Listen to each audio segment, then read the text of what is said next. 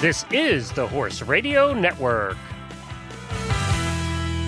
This is episode 18 of Healthy Critters Radio on the Horse Radio Network. Healthy Critters Radio is brought to you by BiostarUS. Find them online at biostarus.com. On today's show, we talked to Rande Goulding, who's the manager of Green River Farm in Tryon, North Carolina and Wellington, Florida. And we'll talk about how she feeds show hunters and fox hunters and jumpers the whole food diet.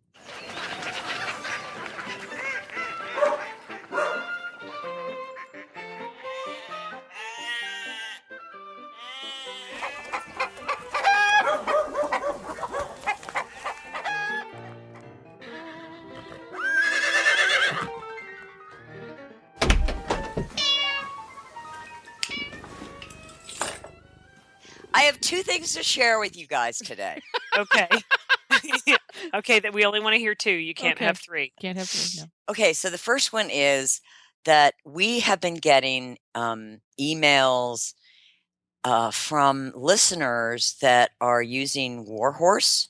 Oh, really? Awesome. Yes, and several are using Warhorse for horse laundry. And they said that it's really made a difference in their pads, because you know how when you wash with a detergent, some horses' skin is really sensitive to it. Yeah. And the horses aren't reacting to it at all, so it's not causing any irritation, and it's getting the pads really clean. And one listener mentioned that it's the best thing to clean, anything sheepskin or wool. Oh, yeah, and that's a great idea. So cool to know. Isn't that cool? Yeah, I love that.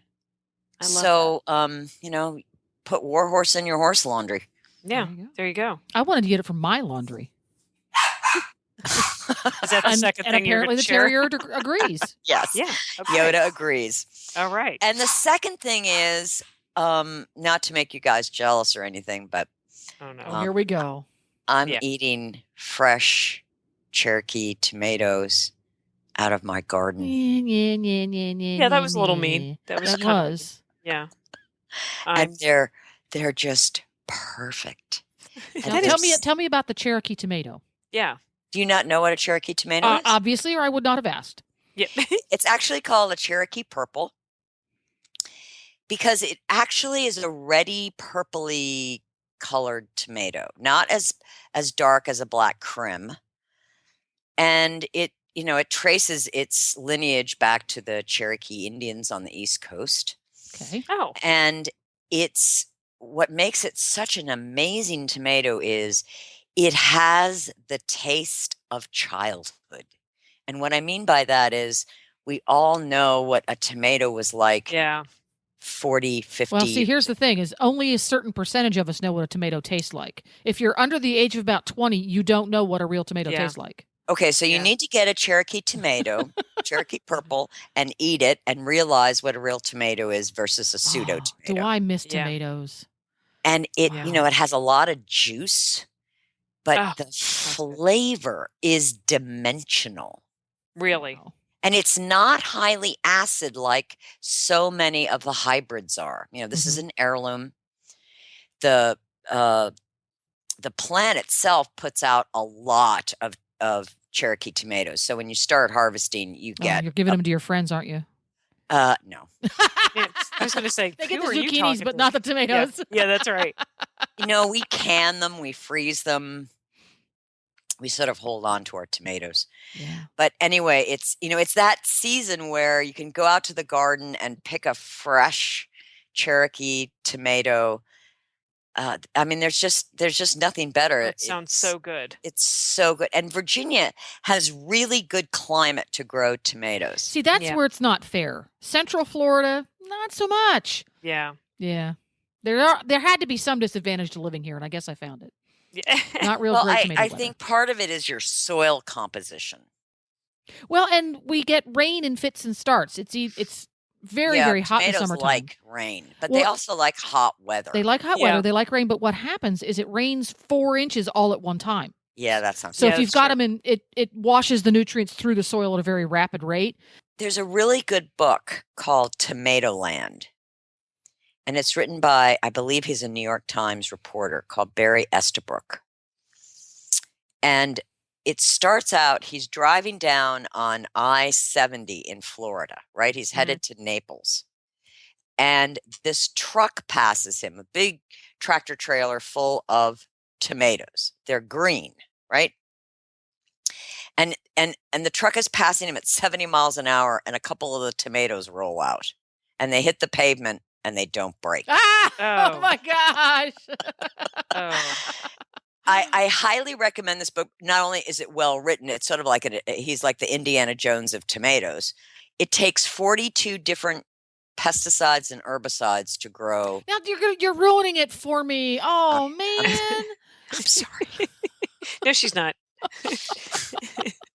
So when she had two things to share, you didn't realize you've gone past two. It was going to turn the now. corner. We've gone down the rabbit hole. Yeah.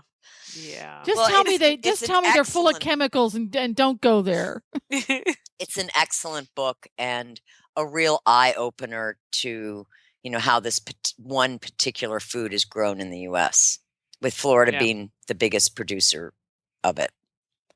Wow. I feel bad now. I'm embarrassed.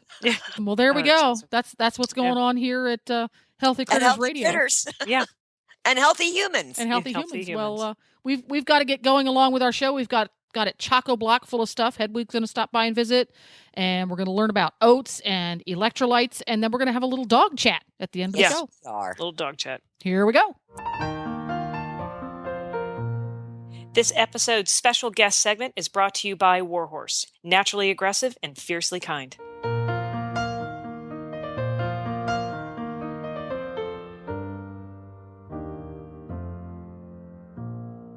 And we're here with Rande Goulding, who's the manager of Green River Farm in Wellington and Tryon, North Carolina. And Rande and I have known each other for, I don't know, what is it, Rande, 5 or 6 years, maybe even longer. Yeah, I think at least 5 years. And Rande is a manager of, how many horses do you guys have now? We have 12 right now, hunters, jumpers, and a couple of fox hunters and retirees. So it's a real blend, fox hunters, A-circuit show hunters, A-circuit jumpers. And when I first met Rande was when we were talking about doing a change of diet at the farm. And Rande, you have now had been on the whole food diet, these horses, for 5 years. What is your experience of the diet and feeding the kinds of horses that are in your care? The diet has been amazing. Our horses have never looked better. Their coats are healthy. The diet is so easy to feed.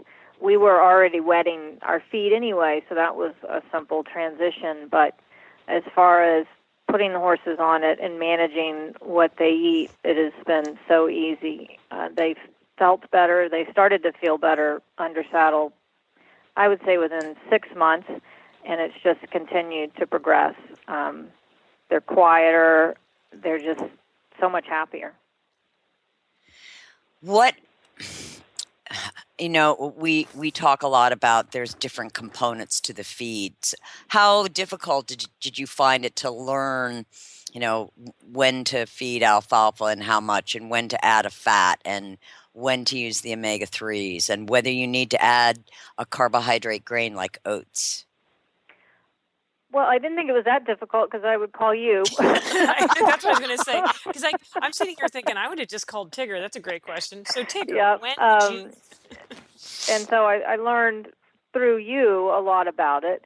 But I just always kept in the back of my mind, you start with the fiber forage and go from there. And that's how I try and balance the diet, is making sure I have plenty of good hay, but then start with the basis of alfalfa pellets. I do have one that's on Timothy pellets, but everybody else is on alfalfa pellets.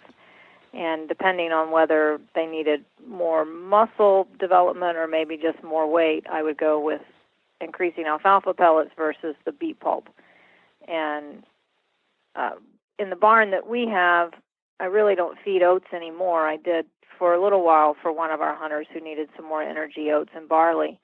But for right now, I'm not using oats.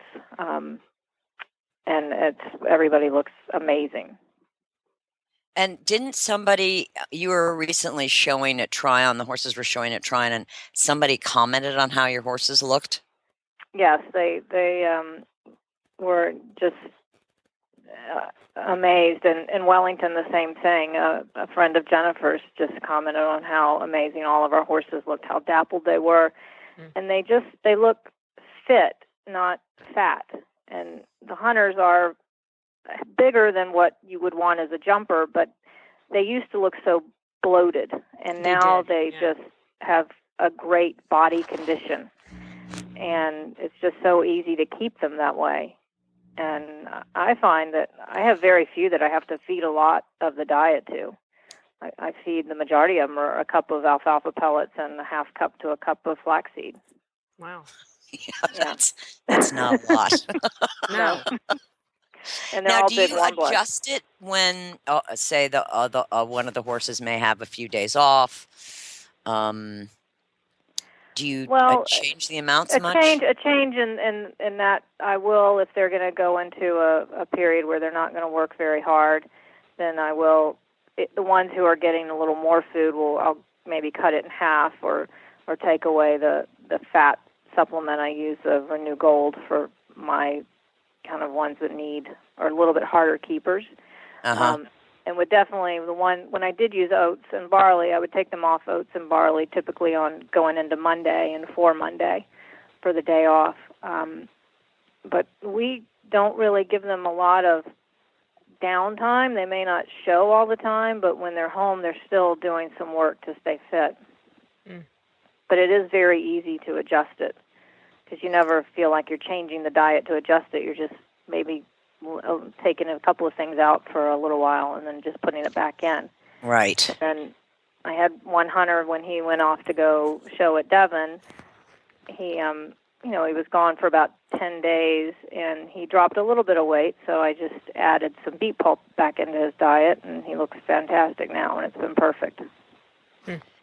Have you noticed a change in how their GI tracts feel, how their guts feel? Yeah, their manure consistently is much better and kind of the perfectly formed but soft. And one thing I've noticed over the years of feeding it is they seem to digest everything. Even when we first started feeding it for the first year or so, you would see the holes of the flaxseed, and you would see and I'm not feeding oats, but you would see holes of oats. Now I don't even really see the holes of the flaxseed. I mean, they're using everything. That I'm feeding them.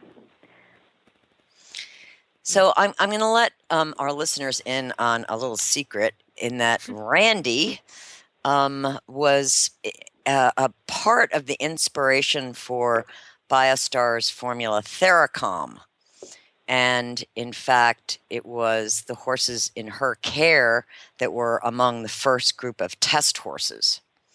So, Rande, maybe you'd like to talk about Theracom. Well, in talking to you, and I'd been a consistent user of Equilibrium cookies and the tummies, which I'd like to use in conjunction with each other prior to maybe riding one after a day off, or when I go fox hunting, I hunt a tricaner who can be a bit of a handful, or for the hunters who need to just be a little bit quieter. And it worked great, but I'd also had some experience with the True Balance, and knowing that had the holy basil in it, and the whole impact of cortisol and stress and how it affects a horse's attitude. And just talking to Tigger, we discussed some ways to maybe enhance equilibrium and do something that would be one that they could stay on for a week or two and just take that stressful edge off of it. And I've used it on some horses that maybe one gets a little anxious about the farrier, so I start him a few days before on it, and he stays on it, and then he'll just come off of it. One that I took fox hunting this winter in Florida, he just gets a little nervous, and he's just a little insecure is the way I describe him. and it was beautiful. It worked perfectly, and he was perfectly behaved fox hunting. I've got a couple right now who have to behave in turnout, and they haven't always behaved in turnout, and they're on it, and they have not turned a hair in turnout since they've been on it.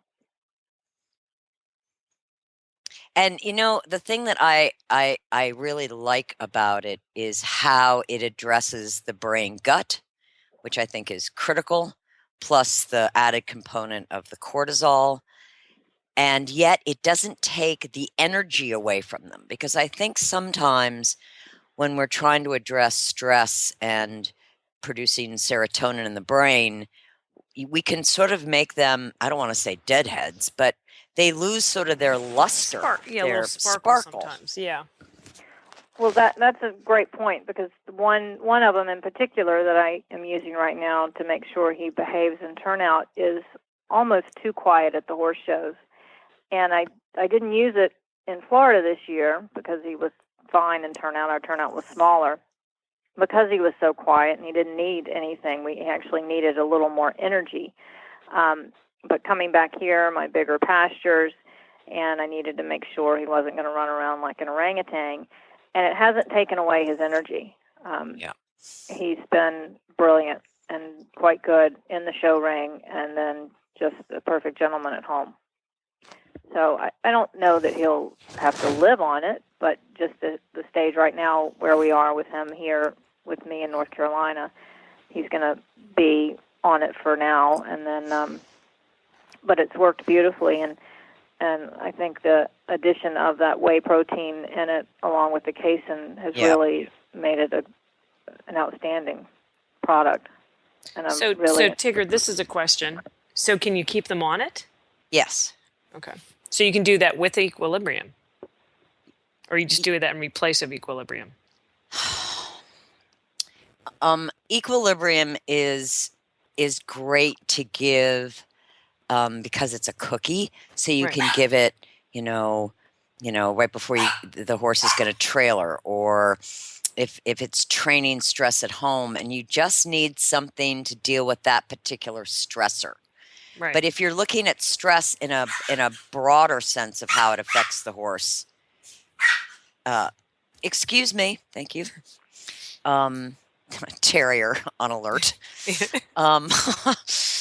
Then I think that, especially if the horse has any kind of ulcer sensitivity, then Theracom is probably the better choice.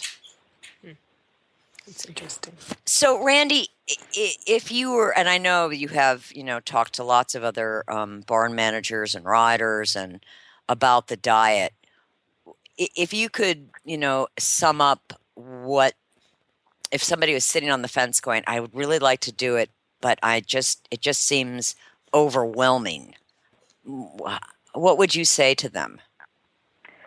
Well, one example I like to use is Patty, because I know that she has a large operation with horses coming in and out all the time, and has told me when I met Patty 4 or 5 years ago in Wellington briefly, that it was very simple, and it is so simple. The guys who work for us I have excellent help, but it's a very uncomplicated program, and that's what I stress to them.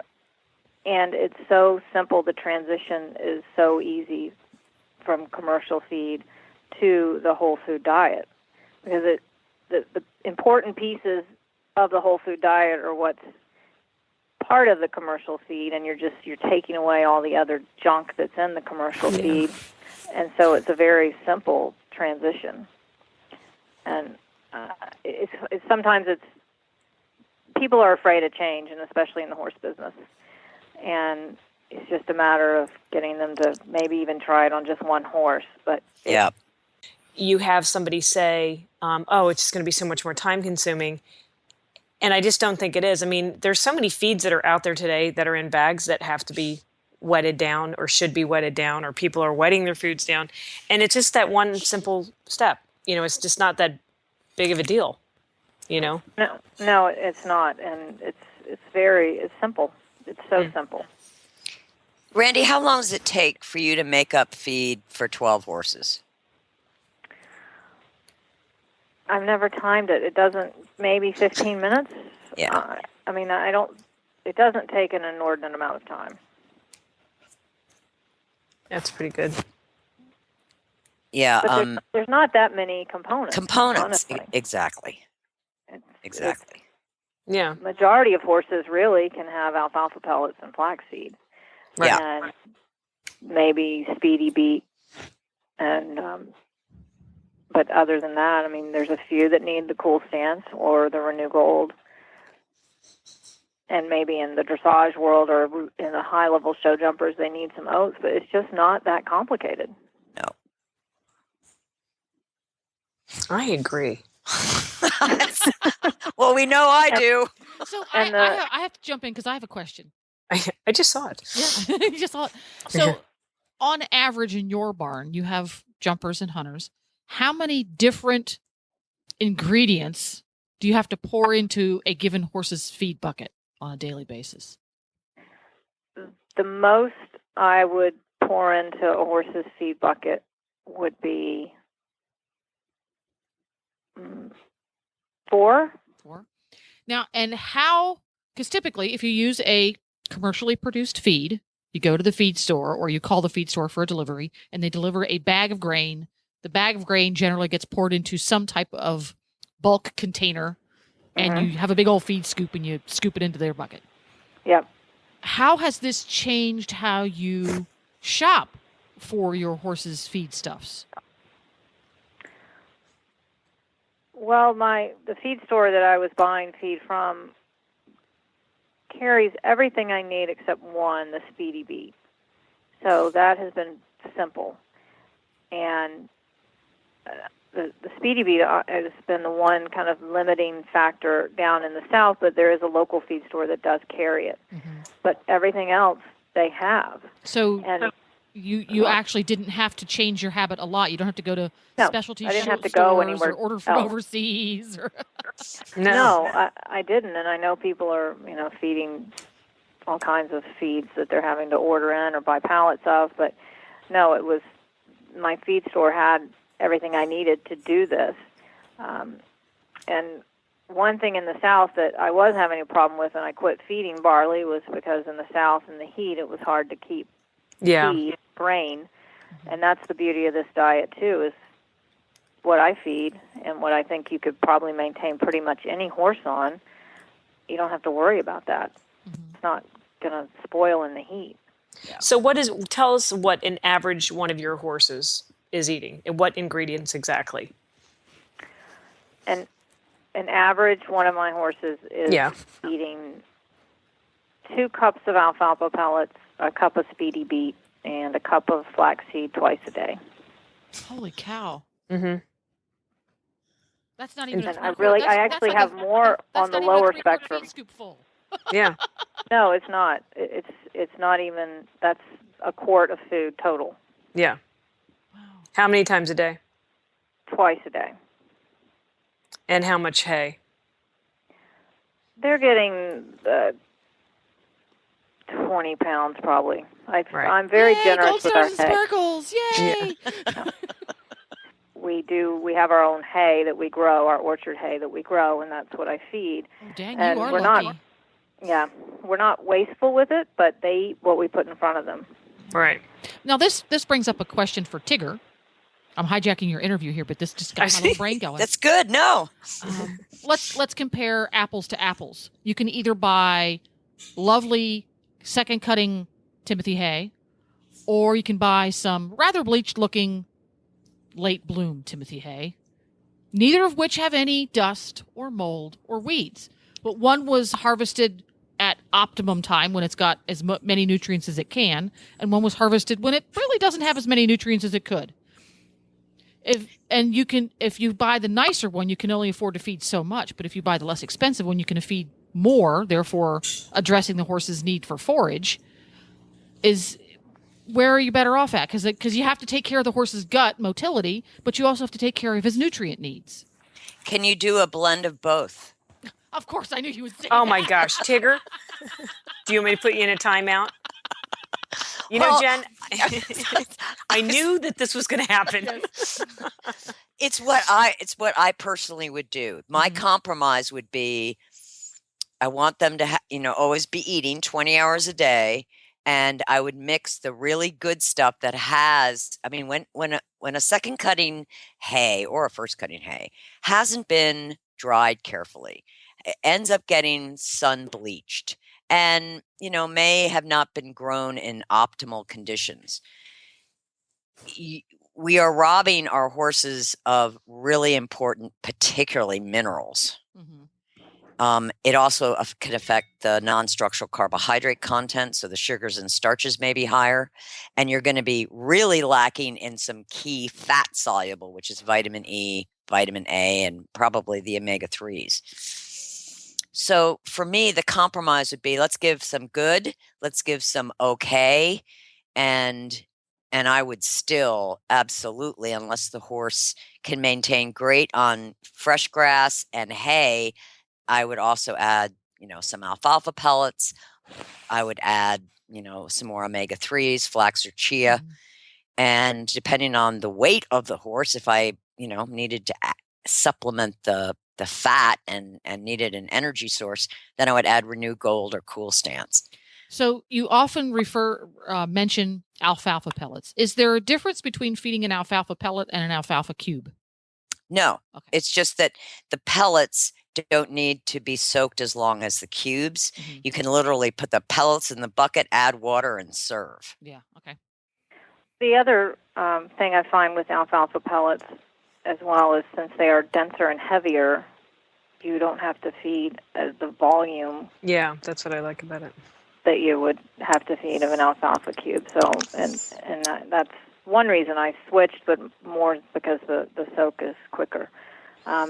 There is one thing I think I would like to qualify with what I said about the hay, and I have adjusted my eye in buying hay, like when we go to Florida, and what I feel like is quality. And I honestly prefer to feed a Timothy that's mixed with some grass hay, which typically is a little less expensive than what your straight pure Timothy is. And the horses did quite well on that this winter in Florida with a Timothy that had grass hay in it. It's not easy to find good orchard hay, so I'm very lucky that we grow it. When I'm in Wellington, it's harder to find. So, but I was able to get some Timothy that had some clover and dandelions and other grasses in it, and it was less expensive, and the horses were beautiful on it and maintained their weight, even though I really don't have much grass down there either. So I think it's a matter of kind of retraining your brain as to what you think quality hay is as well. That's a very good point. Yeah. Well, Randy, thanks so much for your time. I know you're ready to leave the barn and go home and have dinner. So thank you so much. And I'll talk to you soon. It was my pleasure. Thank you guys for talking to me. We know that cleaners and products we use have a great impact on the well-being of our families, our animals, our farms, and the earth. Warhorse works to offer our customers naturally aggressive and fiercely kind cleaners that provide effectiveness, versatility, and value. And Warhorse does this with special combinations of simple, humble, but extraordinary plant oils that have no pesticides, no metals, no glyphosate, no petroleum, no sulfate ingredients, and no genetically modified organisms. Warhorse's equine, pet, and people soaps use an exclusive raw sunflower oil that retains its waxes, lecithin, and vitamin E. And add some skin-loving avocado, coconut almond, and dead sea minerals, and you've got a buffet of healthy benefits for your farm family. All Warhorse cleaners are naturally aggressive on dirt and grime and fiercely kind to the most sensitive skin, even our pure gold and multi-purpose cleaners. So go ahead, get in the mud and get dirty. Warhorse has got your clean, a Warhorse kind of clean. Warhorse products are available at BiostarUS. You can find them online at BiostarUS.com or call us direct 1-800-686-9544.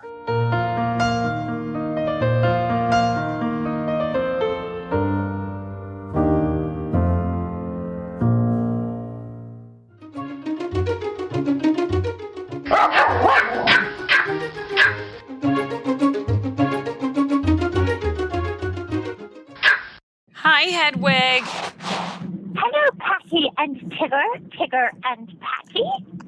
How are you? Don't forget to say hi to Jennifer. Yeah. Jennifer. Hello, Hedwig. Lovely to hear from you. Thank you so much. It's always a pleasure to speak with you as well. Sounds like you're driving a car, Hedwig.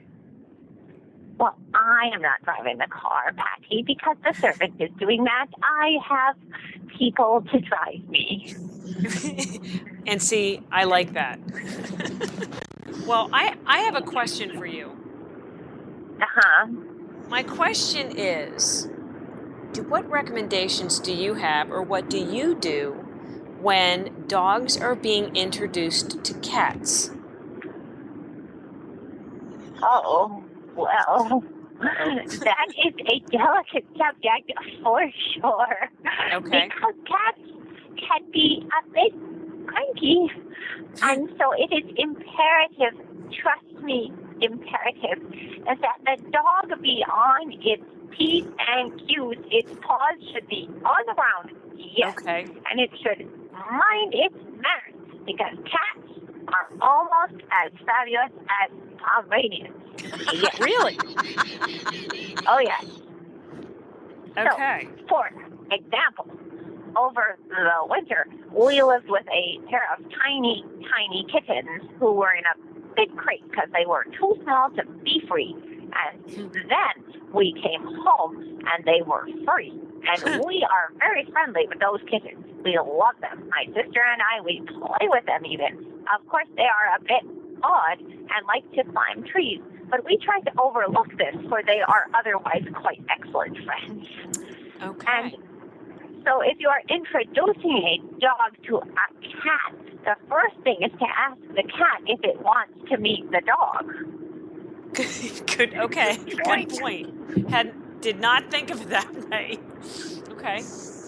And if the cat is willing to entertain a new acquaintance of the canine persuasion, then you should bring the dog, and the dog should be very quiet and polite and preferably deferential to the cat, because the cat is smarter than the dog, unless the dog is a Pomeranian, in which case the dog would know to do all of this anyway. And there you have it. Yeah. Well, thank you, because that was a very tough question, and I think you really answered it well. The key is to talk to the cat first. Talk to the cat first. Do you have that down, girls? I have made a note, and I'm going to pass it on to the Australian Shepherds. Yeah. The cat does not want to meet them. That's kind of what I was just thinking from what you were saying. The cat does not want to meet them. It does not want to be picked up like a turtle and moved. The cat wants to be left alone. And if Yodi, my friend Yodi, decides to chase the cat, I am ashamed. Well, she's a terrier. She doesn't know any better. Yeah. It's true. She is a lesser life form, but if she cannot be controlled... Like the Australian Shepherds, I'm sure. Yeah.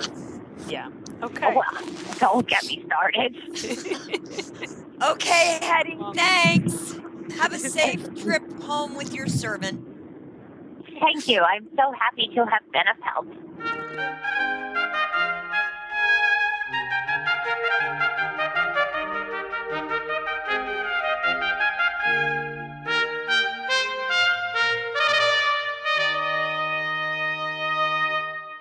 So for this segment of our Tigopedia, I have decided that I wanted to ask you, Tigger, about oats. There's all different types of oats, and it can be a very important part of the whole food diet. And there are whole oats, and there are crimped oats, and then isn't there a third type of oat that's even more of a pardon me? Rolled oats, right. So I was always under the impression if you wanted a horse to absorb it faster, you would go with the ones that look like Quaker oatmeal, which are the rolled oats, correct? Well, rolled or crimped, yes. Right. But the crimped still doesn't the crimped have a little bit of the husk still on it, and that's it just does. Crimped? It's been cracked. Yeah. Okay. Crimped means somebody took a big hammer and stepped on it. Yes, which kind of could be fun depending on how you're feeling emotionally. Yeah. Yes. I often go out and just crack whole oats. Yeah, I can just see that. Mm-hmm. So there's different types of oats. So okay, I'm calling you and I'm saying I'm putting my horse on a whole food diet, but I need energy. And if you would recommend oats for energy, what type of oat are you going to recommend and why? I recommend whole oats, and the reason that I do is that hull that surrounds the germ and the endosperm and the bran of the oat, that is a real fibrous material. It's got a lot of lignins in it. A So lot of what? lignin, Okay. like hay. Right. Okay. So plants have lignin, right? Right. Okay. So as the oat is passing through the GI tract, that fibrous hull is slowing the digestion Okay. of the carbohydrates. Okay. And what ends up in the manure, what people think that their horses haven't digested the oats, they just haven't digested the hull. Right. Okay. So for me, higher digestibility means quicker release of carbohydrates. Okay. I want a Okay. slower release. Okay. So that it's a sustained amount of energy over a Correct. longer period of time. Correct. Because Okay. carbohydrate energy is quick energy. Right. So I want to slow it down. Okay. And I also think that there's a reason that nature put that hull to protect it, and that hull is fiber. Okay. Because the horse's diet is primarily fibrous. Right. Okay. So for me, it's the best way to feed an oat. So I like, that's commonly known as steamed, cleaned racehorse oats. Right. Right. Okay. And the great thing about that is they're the least expensive out of the Yeah, crimped I or know. the Isn't it amazing? Yeah. Okay. I And so actually looked up a study, and it said that crimping oats only increases digestibility by 6%. oh wow. Yeah, so it's not that significant. And I So think bruising, because there you have to crack the oat hull. Rolled oats, they actually, put them under heavy rollers. right. And they're dehusked, so there's no husk at all. Right. So what would be the advantage? I mean, what was the thinking of that initially? Just because it was more digestible? Is that why they I offer think that? that many people misinterpreted seeing the hull in the manure Mm-hmm. as they're not digesting it. And so Okay. when they cracked it, they didn't see the hull. Even though it could have potentially still been there. Exactly. Okay. Just broken into smaller pieces. Okay. So having said all of that, so it's the racehorse oats that we'd be looking to feed. So, but that is something that. So the next question is that when people say I need more energy, that is one of the products that you can put in the whole food diet. Yes, you can add oats for carbohydrate. That's the quick burn energy. So for, let's say, barrel horses, show jumpers, eventers, you need that quick energy. So oats is a great source of quick energy. Okay. But if you need long burn energy that maintains energy over a greater amount of time, that would be a dressage horse, again, an event horse too. Then you would want to add a fat source, or maybe you would do both. You do some carbohydrate and some fat.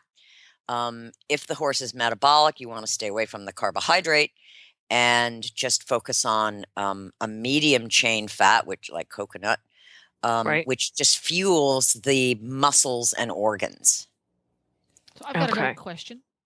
Okay. Having never fed whole oats, I know growing up, when I was a working student, a lot of horses ate whole oats. Yeah. Especially horses that were racing. Yep. In a whole foods diet, as we recognize it today in this application, these horses are not. They're getting oats because they need the carbohydrates. They need the quick energy, but they're not getting 5 and 6 and 7 quarts of oats. No, Now, racehorses, their caloric needs are way beyond that of most sport horses. Right. So, for a sport horse, we feed oats on average, by the cup or by the half a cup or by 2 cups.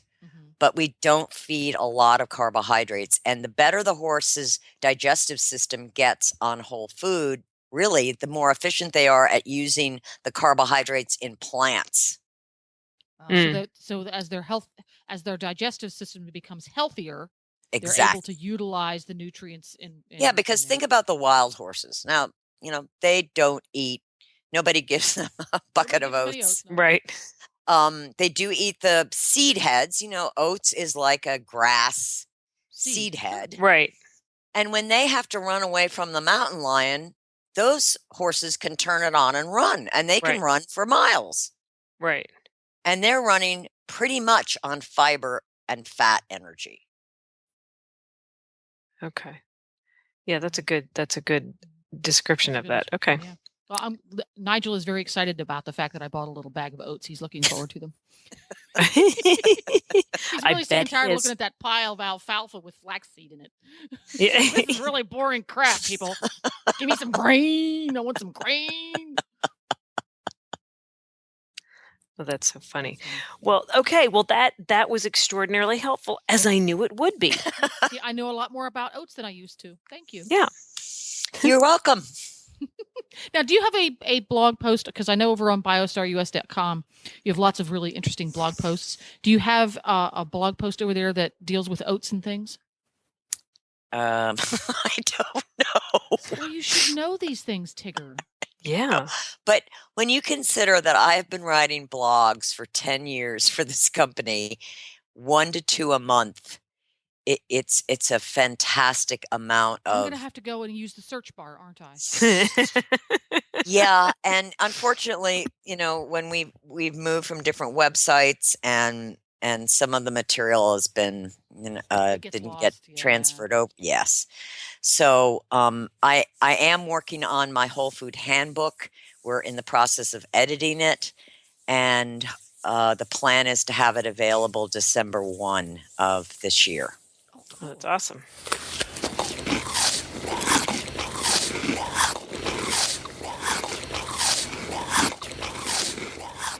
Today in Critter Nutrition, we're going to talk about electrolytes. Horses cool themselves by sweating, and they can sweat up to 3 times as much as humans do. Horses can sweat up to 4 gallons an hour, particularly in hot, humid weather. Equine sweat is hypertonic, meaning that it contains more salt than body fluids. Because of this, horses lose more salt, other minerals, and water through sweat than humans do. What are electrolytes? Electrolytes are minerals that are dissolved in body fluids. They are important for a wide range of functions, including regulation of body fluid levels in and out of the cells, nerve impulse transmission, muscle contraction, pumping of the heart, movement of food and water through the gut, and filtering waste products through the kidney and liver. The major electrolytes are sodium, chloride, potassium, calcium, and magnesium. The function of each electrolyte: sodium helps balance the body's water levels and maintain blood pressure. Chloride is required by the body to maintain balance of acids and bases. Potassium helps balance fluid inside the cells, and it's vital for muscle, heart, and kidney function. Calcium is essential for maintaining normal skeletal and heart muscle contractions and contributes to the function of heart, nerves, muscle, and blood clotting. Magnesium is important for normal muscle function. Although the loss of any of these minerals will disrupt functioning of nerve and muscle, the loss of both sodium and potassium will cause a rapid decrease in thirst and appetite and will delay rehydration. Electrolytes in the equine diet are in grasses, hays, and commercial feeds. However, for working horses, additional electrolytes must be supplemented. Salt should always be provided for horses, even if they are not in work. Mineral salt blocks can supply adequate salt, but in heat and humidity, additional salt supplementation is recommended. The best sources of electrolytes. Celtic sea salt is one of the best sources of electrolytes. Celtic sea salt is harvested in Brittany, France, in the centuries-old tradition of sun-drying the seawater and hand-raking the moist crystals. No other processing is done. Celtic sea salts contain 70 trace minerals and sulfur, plus the electrolytes, sodium, chloride, potassium, calcium, and magnesium. Himalayan salt is also an excellent source of electrolytes, providing 84 trace elements, sulfur, and the electrolytes, sodium, chloride, potassium, calcium, and magnesium. Himalayan salts were formed 200 million years ago in ancient seabeds that were then covered in lava. When Himalayan salt is harvested from these ancient beds, it is sun-dried and unprocessed. Some claim that it may be the purest salt on the planet. How about table salt? Table salt is highly processed under heat, stripped of its mineral complex, leaving only sodium chloride. It is bleached and treated with anti-caking agents and aluminum derivatives. Table salt only provides sodium chloride, and due to processing, no longer provides the other electrolytes that are important in the whole electrolyte complex of minerals. Strange as it may seem, some table salt is actually the flaky residue from crude oil extraction. Reading the labels on equine electrolyte supplements. Because supplement companies are not required to include the sources of their ingredients, reading the guaranteed analysis of an electrolyte supplement can be a bit mystifying. Where does the sodium and chloride in the formulas come from? Table salt, perhaps? However, reading the ingredient statement gives clear clues as to what is in these formulas. Reviewing several popular electrolyte supplements, I found the following ingredients. Maltodextrin, which is genetically modified corn used as a sweetener. Natural and artificial flavors, which could be 25 to 200 different chemical combinations. Vegetable oil, which is a blend of GMO soy and GMO corn, heat extracted with the solvent hexane. Artificial apple flavor, which is 100% synthesized in a lab with solvents, emulsifiers, flavor modifiers, and preservatives. Those make up 80 to 90% of the mixture. Artificial coloring. Many of these colorings are now banned in the EU. Artificial orange flavor, which is similar to artificial apple flavor. Yellow FD&C number 6 aluminum lake. Now, this really threw me, for one, because I didn't know what aluminum lake was. But here's what it is. These are color additives used in food and cosmetics, formed by reacting straight dyes, such as FD&C yellow number 6, with precipitants, salts, and aluminum. Aluminum lakes are commonly used to make eyeshadow. Only 2 brands that I looked at had no sweeteners or highly processed oils or artificial coloring or flavorings or aluminum lakes. It was Platinum Performance and Peak Performance Nutrients. BioStar, of course, does not use any additives of any kind. Heat stress. According to Dr. Michael Lingander of the University of Guelph in Ontario, Canada, providing water alone after periods of heat stress results in a dilution of already depleted electrolyte solutions in the body. Kidneys read this ingested water as an overload, resulting in excretion of more water, taking with it even more electrolytes. A horse will become even more dehydrated when drinking only water. Dr. Lingander points out that electrolytes in too great a concentration, slurries or paste, are equally troublesome.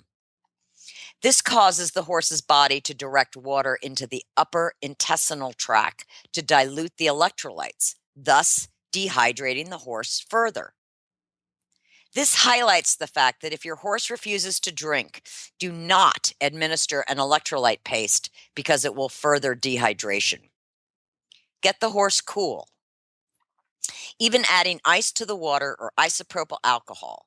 Scrape the water off immediately, reapply the cold water, scrape off again to prevent it from becoming an insulator. Use fans or a shady area to cool the horse. Horses in severe heat stress may need numerous liters of intravenous fluids administered by a veterinarian. Remember, trailering in hot weather can also bring on heat stress. Feeding a wet feed, soaking hay before exercise, providing adequate electrolyte supplementation on a daily basis can help reduce the potential for dehydration. Horses that have a high level of forage or hay intake before they are worked helps the body store extra water and electrolytes in the large intestine. Feeding for recovery after training or competition. After your horse is cooled out and drinking water, you can feed some soaked alfalfa cubes or pellets, or soaked Timothy cubes or pellets with 1 to 2 teaspoons of sea salt or Himalayan salt, plus a banana. The banana provides additional sodium, potassium, chloride, magnesium, and calcium, plus important fat-soluble antioxidants, vitamin E and vitamin A. The glucose in the banana helps replenish vital muscle glycogen stores. And the protein in the alfalfa actually improves recovery time in athletes when combined with bananas, because protein after exercise aids muscle fiber repair. This recovery meal should be given 1 to 3 hours after training or showing. However, horses diagnosed with HYPP should avoid high potassium feeds such as alfalfa, brome hay, soybean meal, molasses, and bananas. Feeding electrolytes. If you feed electrolyte supplements, please follow the manufacturer's directions for use. If you are feeding sea salt or Himalayan loose salt without additional electrolyte supplementation, give 1 tablespoon once or twice per day in hot weather. Give 1 to 2 teaspoons once or twice per day in cool weather. If you feed an electrolyte supplement with sea salt or Himalayan salt, follow directions on the supplement and add 1 teaspoon sea salt or Himalayan salt once or twice per day.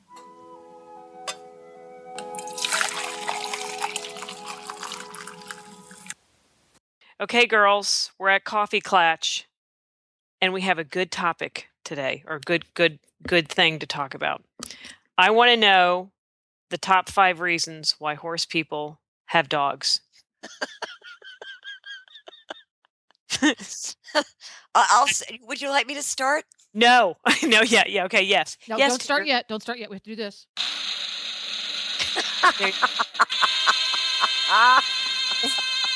Go.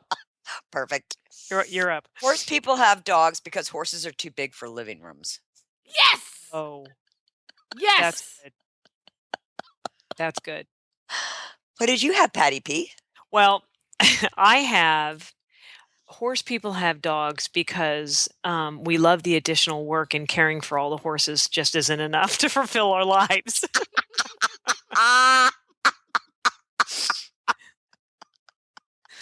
Well, that's a good one. Yes. How about you, Jennifer?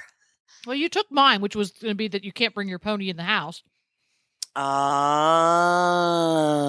So I'm going to go with so that you have somebody to go to the drive-through with you after morning barn chores.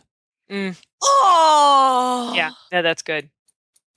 That's good. The drive-through of your choice, whether it be Starbucks, Mickey's, doesn't matter. Yeah, you have to have a friend at the drive. Because if you go through the drive-through and you're alone, that means you're a loser.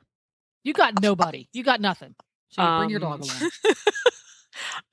Yeah, I never go through drive-thrus by myself. Gavin, you're going on a trip tomorrow with mommy. Okay, Tigger, what's your number 2? Well, Jennifer already mentioned it. Okay. So I'm going to my next one, which is horse people have dogs Because they cost less than psychotherapy. That's true. That's a good one. Because when you live in your living quarters camper, you're always terrified to turn the heater on for fear of becoming a statistic, and that big fluffy dog will keep you warm. It's safer than your living quarters heater. See, it's safer. Yeah. Think about that. That's true. They are. They're safer than your living quarters heater. That's true. One of mine is they're super fun on trail rides, because just going on a relaxing trail ride by yourself and not having a dog jet in and out of the woods to scare the crap out of you, to make your stress level go up and down. It's just not the same, is it? No. Yeah. So you got to have that going on. Oh, that's perfect. Yeah. And actually, my favorite one of all to go trail riding was at Cumber with Gavin, because Gavin would go shooting off somewhere. And Gavin is a little border terrier, Jennifer, and he's got a little malocclusion of the mouth. A little? And just a bit. It's just a bit. But when he comes running up from nowhere, all you hear is and he just scares the crap out of it. I don't care what horse you're on. It could have one foot in the grave and that horse is going to go running somewhere, because you just don't know what it is. So yeah. He sounds like a zombie coming at him. He's really kind of cute. Yeah. Smells, but he's cute. Okay, Tiggy. All right. Horse people have dogs because we can love more than one kind of animal. Aww. That was so sweet. I felt I needed to do that after the psychotherapy bit. Yeah, that's true. That's true. Jennifer? My next one. Yeah. Horse people have dogs because they usually don't own dishwashers. That's a good one. That's a really good one. That's a good one. See, yeah. That's a good one. I had the dogs when the kids were young around the high chair, because they were my vacuum cleaner. I hadn't even thought of that. I think there was an entire year that I didn't feed Boris, or 2 years, because Phoebe would always throw food on the ground. That was a good one. Okay. I say horse people have dogs because we're scared to death of snakes, and it's easier to send the dog in first to check out if there's a poisonous snake. Now, I know that Hedwig will probably yell at me about that. But I'm just saying, especially if you have a terrorist. All right, Tiggs? Well, I did have horse people have dogs because horses don't ride comfortably in cars. Yeah. That's a good one. I think it really is that we just truly love the additional work. There we go. I think a lot of horse people have dogs because that gives you something else to talk about when you're around non-horsey people. That's true. That's true. Oh, I didn't think about that. Yeah. Yeah. I also thought, there is something about being in the barn, getting barn dirty, and then being greeted by your dirty dog, and it really doesn't matter. And your dog never judges you, or should Never, unless you're Hedwig. Yes. I think we all know why we have dogs, and we have many of them, because I once gave Tigger a hat. Or did you give it to me? I gave it to you. Oh my gosh, best hat of all. And I'm sure I have it somewhere. But it was a hat, and it has all these, it was very brightly covered. It's just a ball cap, and it said, "One can never have too many dogs." Somebody got me a gift. We were pet sitting for some friends. When they came back from their trip, they got me one of those little plaques that you get at touristy stops, and it says "dog hair," both a condiment and a fashion accessory. I gave my mother for her birthday a pillow, and it says, "What do you mean my grandchild is a dog?" Yeah. That's perfect. Or several dogs. Or several dogs. That's right. That's a grand dog. It doesn't. Yeah. There's lots of people out there with grand dogs. I have a grandpuppy. My grandpuppy is Henley, an Australian Shepherd. And pretty soon, if the trend continues, there are going to be people out there with grand chickens. Well, there we go. 5 reasons why horse people have dogs. If you have more reasons, let why us horse know people if have you've dogs, got a let us reason know. that we didn't We think want of. to hear about it. I'm sure there are many. People can tell us about their reasons for having dogs on the Facebook page, which is It's Healthy Critters Radio. there you go. On Facebook. Thanks for listening, everyone, and thanks to our sponsor, BiostarUS. You can find them online at biostarus.com. Get the Horse Radio Network phone app on iOS or Android by searching for Horse Radio Network in the App Store. It's free and easy to use. For details about today's show, go to healthycrittersradio.com, where you can find links, photos, and more information about our guests. As always, we love your feedback. Please follow us on Facebook under Healthy Critters Radio. Be sure to visit all the great shows on Horse Radio Network at horseradionetwork.com. Love your dog. Hug your horse. Feed your chickens. Clean your litter box. Dance with your goat. Slither with your snake. Howl at the moon. Hang with your hamsters. Party with your parrot. Waddle with your walrus. Outwit your otter. Cuddle your cows. Rap with your raptor. Go chipping with your chipmunks. And forgive your fox. While you're hedging with your hog.